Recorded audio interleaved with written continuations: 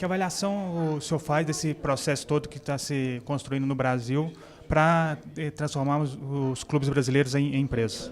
Olha, o, o projeto ganhou uma dimensão que poucos imaginavam que ele poderia. Foi aprovado na Câmara, praticamente com a maioria dos votos dos deputados, depois de praticamente 5 meses de amplo debate com clubes, com profissionais, aqueles que estão no dia a dia do futebol, jogadores, treinadores, com a torcida, com especialistas, como a gente está aqui hoje num debate, numa associação especialista em direito, financeiro, direito comercial.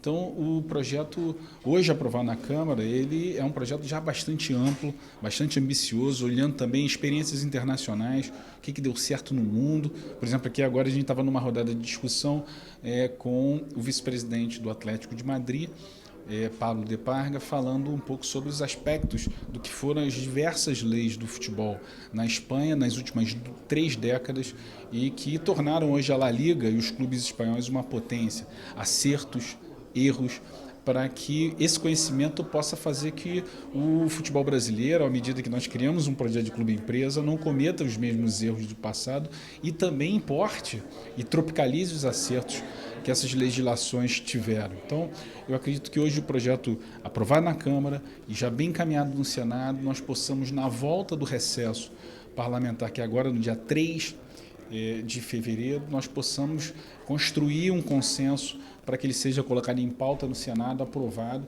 e nós tenhamos esse grande primeiro passo de profissionalização dos clubes no Brasil. Depois tem outros passos também, para resolver a questão da discussão da Liga ou da CBF, uma profissionalização maior do futebol, mas sem dúvida nenhuma é uma condição basilar, única, a profissionalização. Não dá para ter o futebol brasileiro pentacampeão mundial, o maior produtor de craques no planeta, ter praticamente todos os seus clubes em formato de instituições sem fins lucrativos, pouco profissionais, geradores de dívida, e os resultados estão aí que a gente está vendo do futebol. Existe uma crítica aí que o projeto traz, de certa forma, que os clubes vão dar um calote, assim, entre aspas. Eu queria que você explicasse, esclarecesse essa situação, que parece que não é bem isso. Não, na verdade não está sendo oferecido para os clubes em formato de associação qualquer tipo de incentivo para tratar da questão do endividamento. Isso já foi feito no Profut. O que está se incentivando para aqueles que tomarem a decisão de virarem empresas profissionais, de responderem com o seu patrimônio, na medida que são os investidores e donos dos clubes, mecanismos para que possa se quitar a dívida. Não é empurrar a dívida por 20 anos, não. É mecanismo para que se possa quitar a dívida. Hoje, por exemplo, nós estávamos vendo um dado aqui que nos trouxe o vice-presidente do Atlético de Madrid, a dívida dos clubes na Espanha é zero. E isso passou por 2 coisas, por um tratamento do governo, um incentivo do governo para quitar essas dívidas e a profissionalização dos clubes do futebol em formato de empresa. Então, assim, não existe essa história de passar a mão na cabeça. Pelo contrário, o projeto do Clube Empresa ele traz um mecanismo que aperta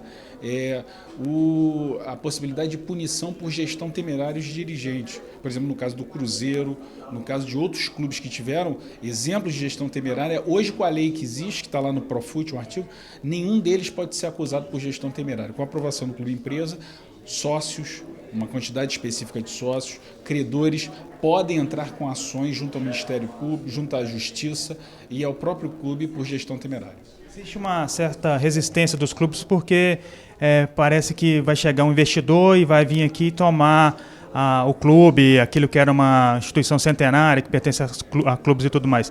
Como é que está esse processo de convencimento assim, dos dirigentes e até mesmo dos torcedores? Mas uma instituição centenária que pertence a quem? Né? A quem? A poucos dirigentes que tomam decisões de gasto e de dívida e que não têm nenhuma responsabilidade? Vou repetir o caso do Cruzeiro.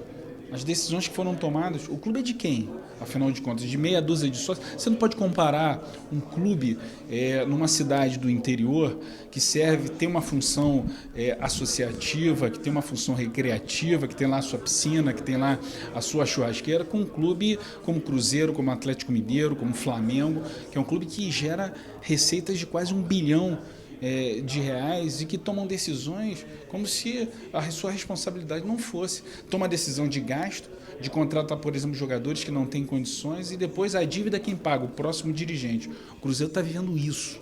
O Cruzeiro tem uma das maiores dívidas do Brasil, é a maior folha de pagamento com base na sua despesa. É o clube que tem a menor capacidade de ter a folha de pagamento que tem e o resultado foi o que aconteceu. O resultado esportivo vem uma hora ou outra quando a gestão financeira fracassa.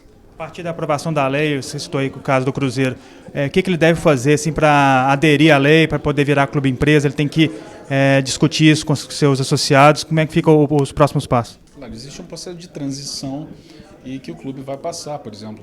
No caso aqui, talvez aquele que esteja mais adiantado é o Botafogo. O Botafogo já fez a aprovação junto aos sócios, conselho diretivo.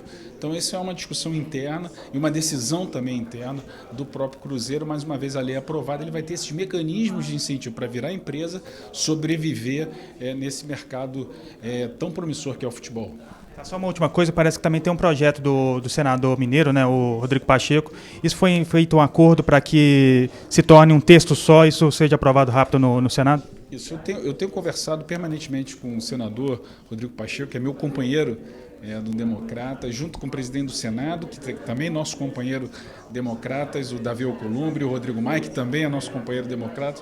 Nós já estamos alinhados em prosseguir com o meu projeto que foi aprovado na Câmara, e fazer ajustes, incorporar, por exemplo, pontos do projeto do senador Rodrigo Pacheco, que são muito importantes, incorporar nesse projeto para que ele volte, seja aprovado no Senado e volte para a Câmara melhor ainda do que chegou, e com essas excepcionais contribuições que tem o projeto do deputado Rodrigo, do senador deputado, porque foi deputado junto comigo na Câmara, mas do senador Rodrigo Pacheco.